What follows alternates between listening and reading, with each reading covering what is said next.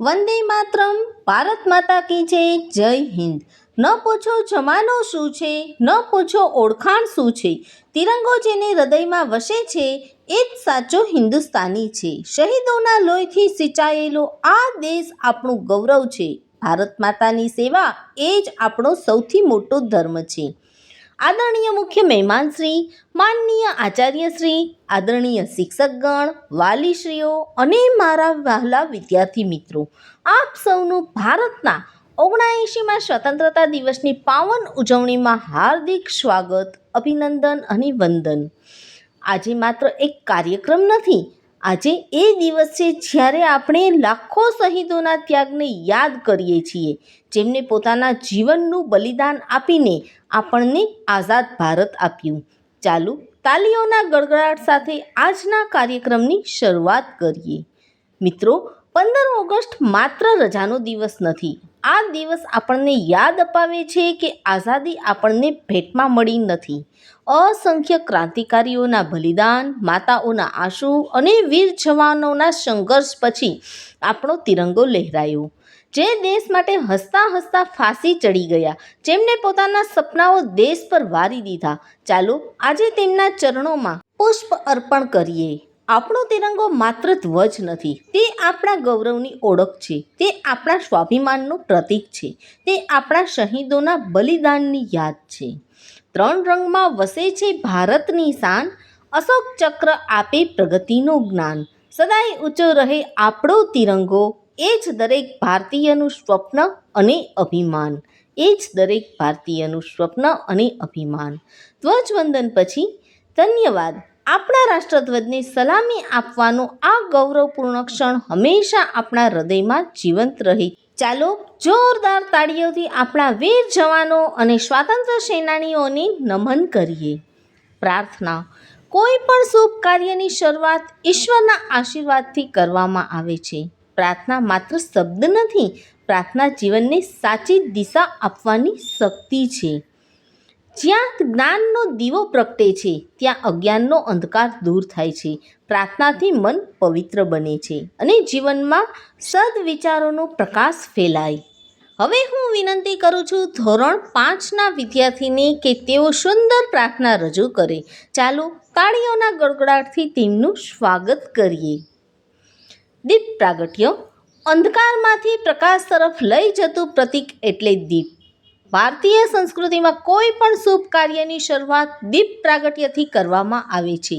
દીપ માત્ર પ્રકાશ જ નથી ફેલાવતો, પરંતુ જ્ઞાન, સદાચાર અને પ્રેરણાનું પણ પ્રતીક છે. એક દીવો એવો પ્રગટાવો જે અજ્ઞાનનો અંધકાર હરાવે. જ્ઞાન, સંસ્કાર અને રાષ્ટ્રપ્રેમથી ભારતનું ભવિષ્ય ઉજ્જવળ બનાવે. હવે હું આપણા આદરણીય મુખ્ય મહેમાનશ્રી તથા આચાર્યશ્રીને દીપ પ્રાગટ્ય માટે મંચ પર પધારવા વિનંતી કરું છું. જોરદાર તાળીઓથી તેમનું સ્વાગત કરીએ. મહેમાનોનું સ્વાગત. ભારતીય સંસ્કૃતિમાં કહેવામાં આવ્યું છે કે અતિથિ દેવો ભવ. આજે આપણા વચ્ચે પધારેલા મહાનુભાવોનું સ્વાગત કરવું તે આપણી ફરજ છે. જેના વિચારો પ્રેરણા આપે, જેના શબ્દો જીવનને દિશા આપે, એવા મહાનુભાવોનું સ્વાગત કરવું તે આપણું સૌભાગ્ય કહેવાય. હવે હું વિનંતી કરું છું શ્રીમતી પુષ્પાબેનને કે તે પુષ્પગુચ્છ દ્વારા મુખ્ય મહેમાનનું સ્વાગત કરે અને શ્રી હરિભાઈને શાલ ઓઢાડીને સન્માન કરે. ચાલો ફરી એકવાર જોરદાર તાળીઓથી આપણે તેમનું સ્વાગત કરીએ. વિદ્યાર્થીના ભાષણ માટે આમંત્રણ. મિત્રો, દેશપ્રેમની ભાવના માત્ર પુસ્તકોમાં નહીં, પણ આપણા વિચારો અને વર્તનમાં હોવી જોઈએ. હવે હું આમંત્રિત કરું છું અમારા વિદ્યાર્થી ખુશીબેનને કે જે સ્વતંત્રતા દિવસ વિશે પોતાના પ્રેરણાદાયી વિચારો રજૂ કરે. શબ્દો જ્યારે રાષ્ટ્રપ્રેમથી ભરાઈ જાય, ત્યારે સાંભળનારનું હૃદય પણ ગર્વથી ભરાઈ જાય. આવો દેશભક્તિના એવા વિચારોની તાળીઓથી આપણે વધાવીએ. જોરદાર તાળીઓ સાથે તેમનું સ્વાગત કરીએ. ભાષણ પૂરું થયા બાદ ખૂબ ખૂબ સુંદર વિચારો છે ખુશીબેન. આભાર તમારો, ખૂબ ખૂબ આભાર. સાંસ્કૃતિક કાર્યક્રમ. મિત્રો, ભારત વિવિધ ભાષાઓ, સંસ્કૃતિઓ અને પરંપરાઓનો દેશ છે અને આ વિવિધતામાં જ ભારતની સૌથી મોટી એકતા છુપાયેલી છે. હવે આપણા વિદ્યાર્થીઓ દેશભક્તિના રંગોથી ભરપૂર સુંદર સાંસ્કૃતિક કાર્યક્રમ રજૂ કરશે. સંગીતમાં દેશ પ્રેમ હોય, નૃત્યમાં સંસ્કૃતિનો રંગ હોય, એવો દરેક કાર્યક્રમ ભારત માતાને સમર્પિત હોય. ચાલો તાળીઓના ગડગડાટથી આપણા નાનકડા કલાકારોનો ઉત્સાહ વધારીએ આપણે. મિત્રો, તાળીઓ ઓછી ના પડવી જોઈએ. પ્રિય મિત્રો, આઝાદી મેળવવી મુશ્કેલી હતી, પણ તેને જાળવી રાખવી એ આપણા સૌની જવાબદારી છે. આપણે દેશને પ્રેમ માત્ર શબ્દથી નહીં, પણ આપણા સારા કાર્ય દ્વારા કરવું જોઈએ. દેશને બદલવો હોય તો શરૂઆત પોતાની જાતથી કરવી પડે. એક સારો વિદ્યાર્થી આવતીકાલનો સારો નાગરિક બને.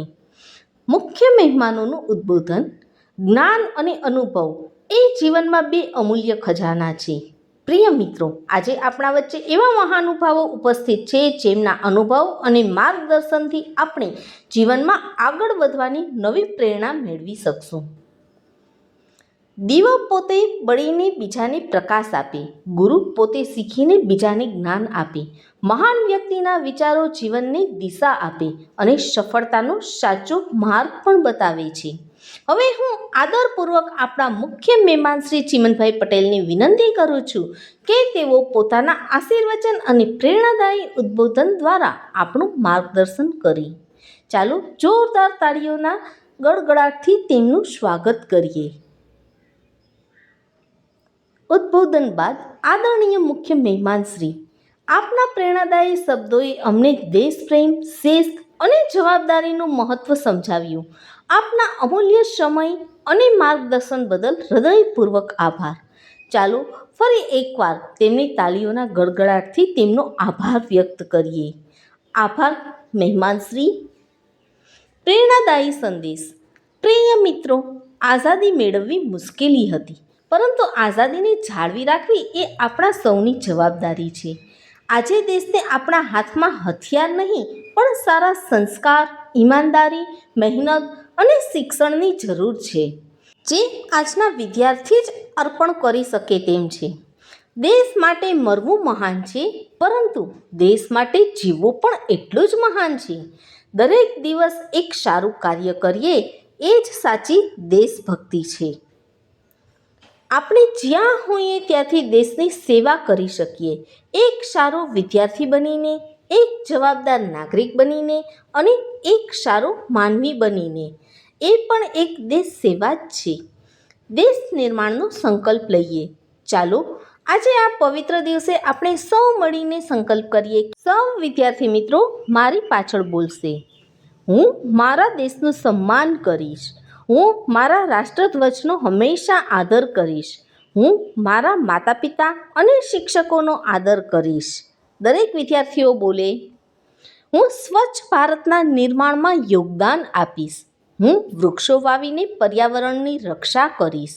હું ઈમાનદારીથી અભ્યાસ કરીશ. હું દેશના કાયદાનું પાલન કરીશ. હું એક જવાબદાર ભારતીય નાગરિક બનીશ. જય હિન્દ.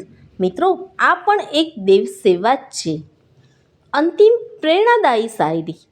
માટીનો દરેક કણ અમને પોકારે છે, દેશ પ્રેમનો દીપ હૃદયમાં પ્રગટાવે છે. ચાલો એવું ભારત બનાવીએ જેના પર આખું વિશ્વ ગર્વ કરે. હવે આપણે કાર્યક્રમની આભાર વિધિ તરફ આગળ વધી રહ્યા છીએ. કૃતજ્ઞતા એ મહાન સંસ્કાર છે. મિત્રો, કોઈ પણ કાર્યક્રમને સફળ બનાવવા માટે અનેક લોકોનો પરિશ્રમ, સમય અને સમર્પણ લાગતો હોય છે. આ કાર્યક્રમ પાછળ પણ સુંદર કાર્યક્રમને સફળ બનાવવા માટે આપણા આદરણીય આચાર્યશ્રી, શિક્ષકગણ, મુખ્ય મહેમાનશ્રી, વાલીશ્રીઓ, વિદ્યાર્થીઓ અને તમામ સહયોગીઓનો આપણે હૃદયપૂર્વક આભાર માનીએ છીએ કે જેઓએ કોઈ પણ રૂપે આપણે મદદ કરી છે. હવે હું શ્રી રમેશભાઈને આભાર વિધિ રજૂ કરવા માટે વિનંતી કરું છું.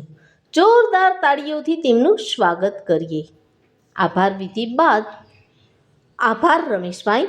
આજે આપ સૌએ જે પ્રેમ, સહયોગ અને ઉત્સાહ દર્શાવ્યો છે તે બદલ ફરી એકવાર ખૂબ ખૂબ આભાર. પ્રિય મિત્રો, આઝાદી માત્ર એક દિવસ ઉજવવાની વસ્તુ નથી. આઝાદી એક જવાબદારી છે. દેશને પ્રેમ કરવાનો અર્થ માત્ર જય હિન્દ બોલવો નથી. સાચો દેશપ્રેમ ત્યારે દેખાય છે જ્યારે આપણે પ્રમાણિક બનીએ, નિયમોનું પાલન કરીએ, સ્વચ્છતા જાળવીએ, વૃક્ષો વાવીએ, મહેનતથી અભ્યાસ કરીએ અને દરેક દિવસ ભારતને આગળ વધારવામાં પોતાનું કંઈ ને કંઈ યોગદાન આપીએ. એ જ આપણી સાચી સેવા છે. મંદિરમાં દીવો પ્રગટાવવો સરળ છે, પરંતુ દેશ માટે હૃદયમાં દીવો પ્રગટાવવો મહાન છે. આવો એવો ભારત બનાવીએ જ્યાં દરેક નાગરિક દેશની શાન બને. વતનની માટીની સુગંધ કદી ભૂલાશે નહીં, તિરંગાની શાન કદી ઝૂકશે નહીં. જ્યાં સુધી શ્વાસ છે આ દેહમાં, ભારત માતાની જયઘોષ કદી અટકશે નહીં. સૌભાગ્ય છે કે ભારતની ધરતી પર જન્મ મળ્યો. શહીદોના બલિદાનથી આઝાદીનો સૂર્ય ઉગ્યો. ચાલો મળીને એવો દેશ બનાવીએ કે જેના પર આવતી પેઢી પણ ગર્વ કરે. આ સાથે આજનો 79મો સ્વાતંત્ર્ય દિવસનો કાર્યક્રમ સફળતાપૂર્વક પૂર્ણ થાય છે. આપ સૌએ આપેલો પ્રેમ, સહયોગ અને ઉપસ્થિતિ બદલ હૃદયપૂર્વક આભાર. આશા છે કે આજનો દિવસ માત્ર ઉજવણી બનીને નહીં રહે, પરંતુ આપણા જીવનમાં દેશપ્રેમ, કર્તવ્યનિષ્ઠા અને જવાબદારીની નવી પ્રેરણા બની રહેશે. ચાલો સૌ સાથે મળીને ગર્વથી બોલીએ, ભારત માતા કી જય, વંદે માતરમ, જય હિન્દ, જય ભારત. જો મિત્રો તમને આ વિડીયો થોડો પણ ઉપયોગી લાગે તો વિડીયોને લાઈક કરો, શેર કરો, ચેનલને સબસ્ક્રાઈબ કરવાનું ભૂલતા નહીં. બાજુમાં આપેલ હાર્ટ બટન દબાવી કમેન્ટમાં જય હિન્દ જરૂર લખજો. તમારી એક કમેન્ટ અમને ખૂબ જ પ્રેરણા આપે છે આગળ વધવા માટે. જય હિન્દ.